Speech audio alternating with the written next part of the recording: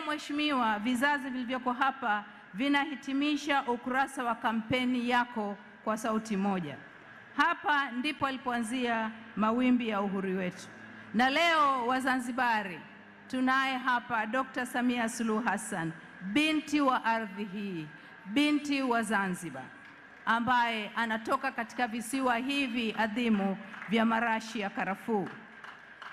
Wazanzibari, Watanzania wenzangu, Dr. Samia Suluhu Hassan anarudi nyumbani kuhitimisha safari ya ari na matumaini kwa Jamhuri ya Muungano wa Tanzania.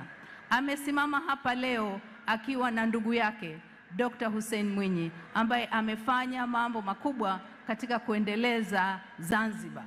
Wote kwa pamoja wameshirikiana wakiwa ni wana wa Jamhuri moja ya Muungano wa Tanzania. Mheshimiwa mgombea wetu, wewe ni taswira ya uongozi wa bidii, uadilifu na uzalendo.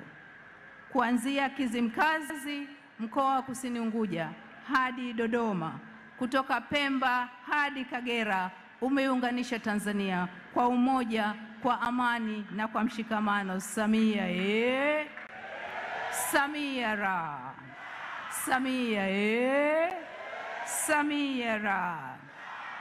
Mheshimiwa Mwenyekiti, kwa kushirikiana na Dr. Hussein Ali Mwinyi, wote kwa pamoja mmeendesha gurudumu la maendeleo la taifa yetu.